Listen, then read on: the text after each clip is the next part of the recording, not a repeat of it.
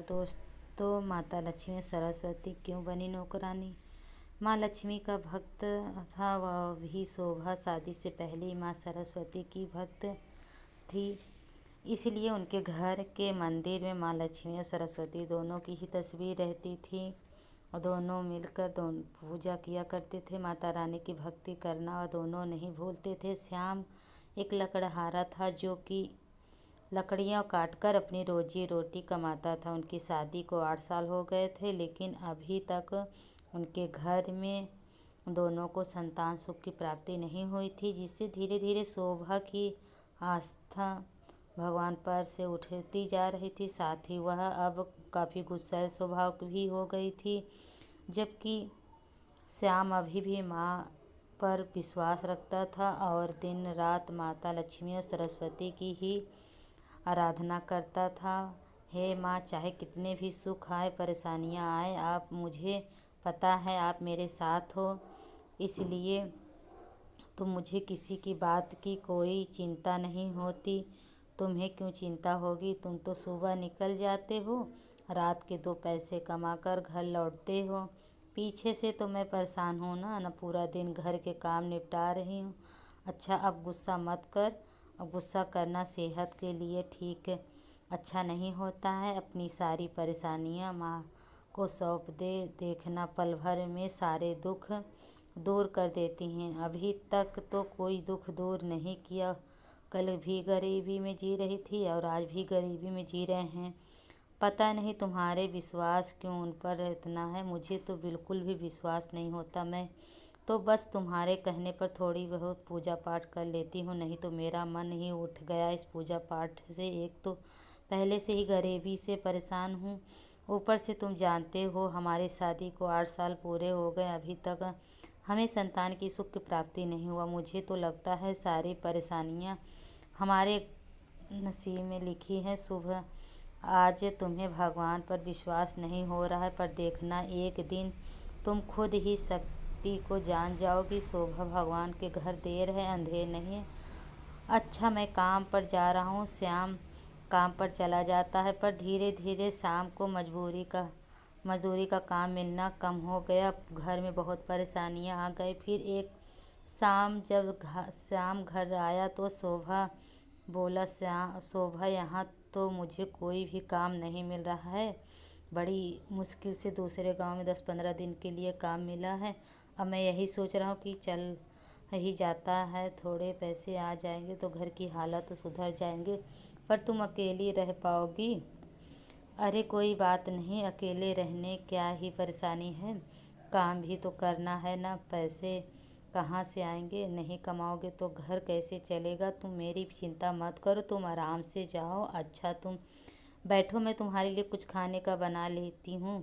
शोभा रसोई घर में बनाने के लिए लगी। अचानक ज़मीन पर गिरे पानी पर उसका पैर फिसल गया, वह बहुत तेज़ से गिर गई। शोभा दर्द से चिल्ला उठी, यह क्या हो गया। शोभा को बिस्तर पर लिटा देता है। पड़ोस में रहने वाले वैद्य जी को बुलाकर लाता है। श्याम को, बेटा शोभा के पैर का मांस फट गया है, जिसको ठीक होने में अभी टाइम लगेगा, कम से कम 1 महीना लगेगा। अब सब कुछ कैसे होगा मैया।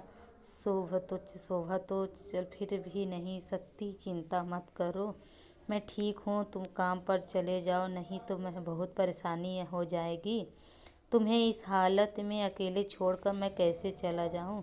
मुझे तुम्हारी चिंता रहेगी। सूरज को मना कर देता हूँ। नहीं, सूरज भैया को मना मत करना, बड़ी मुश्किल से वैसे ही तुमको यह काम मिला है।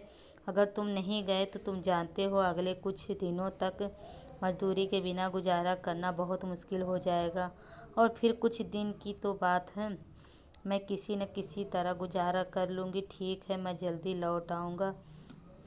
तुम अपना ख्याल रखना देवी मैया। मैं शोभा आपके भरोसे छोड़कर जा रहा हूँ। मेरी पत्नी का, शोभा का ख्याल रखना माँ, उसके साथ रहना, उसकी रक्षा करना। फिर एक दिन के बाद शाम दूसरे गांव में लकड़ियाँ काटने चला जाता है, लेकिन पीछे से उसे अपनी पत्नी की चिंता सताई जा रही थी। वह रास्ते भर माँ लक्ष्मी और सरस्वती प्रार्थना करते हुए जा रहा था। उसके जाते ही उसके घर पर 2 लड़कियां आती हैं। शोभा बिस्तर पर लेटी हुई थी। वह बड़ी मुश्किल से दरवाज़ा खोलती है। कौन हो तुम? किससे मिलना है? मेरा नाम विजय है, लक्ष्मी है और इसका नाम विद्या है। हम दोनों बहनें, श्याम भैया ने हमें आपकी सेवा करने के लिए भेजा है। वह सूरज भैया है ना, हमें उनकी साली। हाँ माँ, कल ही गांव से आई हैं। श्याम भैया ने कहा कि जब तक हम लौट कर नहीं आते हैं तब तक हम दोनों आपकी सेवा में करेंगे। अच्छा, तुम्हें भेजा है, कितना ख्याल रखते हैं। यह मेरा। आप चिंता मत करो। आप बस आराम करो। अब से घर के सारे काम आपकी देखभाल मैं करूँगी। आपके पैर में चोट लगी है ना, मुझे श्याम भैया ने सब बता दिया है। अब आप आराम से बैठो, मैं आपके लिए गर्मा गर्म खाना बना कर लाती हूँ। पर घर में तो कुछ भी खाने का है ही नहीं है, तो मेरे लिए क्या बनाओगी? आप चिंता मत कीजिए, श्याम भैया ने हमें सामान भी खरीद कर भिजवा दिया है। वह हमने दरवाजे पर रख दिया है, मैं अभी लेकर आती हूँ। शोभा पहचान मान नहीं पाई कि उसके घर में 2 साक्षात माता की सेवा के लिए आ चुकी हैं। चमत्कार से पूरे घर में अन्न और धन भर दिए। देखो माँ शोभा की खूब सेवा करती थी देवी माँ, और शोभा के पैर में औषधि कपिलेप लगाती थी। शोभा के पैर में दर्द को आराम मिलता था। तुम दोनों के आ जाने से मुझे बहुत आराम मिला है। तुम मेरा कितना ख्याल रखती हो। तुम्हारी सेवा से मेरा पैर बिल्कुल ठीक हो गया है। पर अब तुम वापस जा रही हो, यह सुनकर मेरा मन बहुत दुखी है। कुछ दिन और ठहर जाती। अब हम दोनों को जाना होगा। कल श्याम भैया भी आ जाएंगे। यहाँ रुके हुए हमें बहुत दिन हो गए हैं। अब हम दोनों को वापस जाना होगा। देखो, अब तो आप पूरी तरह ठीक भी हो गई हो, लेकिन जाने से पहले हम आपको कुछ देना चाहते हैं। ये लो, ये नारियल। नारियल ये किस लिए? यह नारियल इसलिए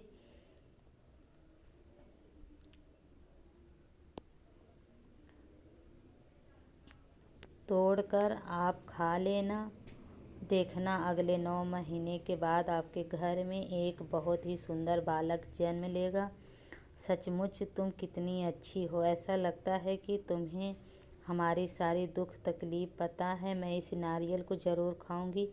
इसके बाद वह दोनों वहाँ से वापस लौट जाती हैं। तभी श्याम और सूरज आ गए। शोभा ने श्याम से भावनी के बारे में बातें की। वह हैरान रह गया कि सूरज की तो कोई साली थी ही नहीं। शाम को भी कुछ समझ नहीं आ रहा था। मैंने तो किसी को नहीं भेजा। शोभा, तुम्हारा पैर तो बिल्कुल ठीक हो गया है। वैद्य जी ने तो कहा था कि काफ़ी समय लगेगा। विजया लक्ष्मी और मेरे पैर की खूब मालिश की, मरहम भी लगाया, इसलिए जल्दी मेरे पैर ठीक हो गया। दर्द भी बिल्कुल ठीक हो गया। अगर उसे आपने नहीं भेजा तो फिर किसने भेजा? वो तो आपने साथ बहुत सारा सामान भी लाई थी। देखो, भंडार घर में बहुत सारा सामान पड़ा है।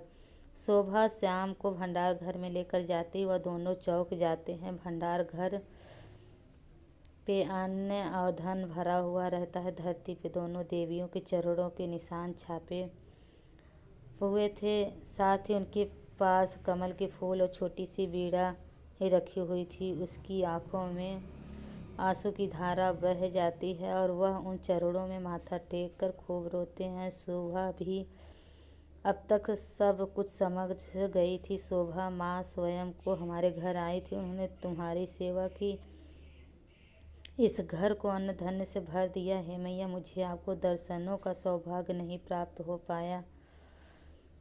सका। मुझे उनके दर्शन हुए पर मैं उन्हें पहचान नहीं पाई। मैंने तो उनसे अपनी सेवा भी करवा ली, सारे घर का काम भी करवाया है। माँ, मेरी भूल को क्षमा कर देना। आपने हमारे लिए इतना बहुत कुछ किया।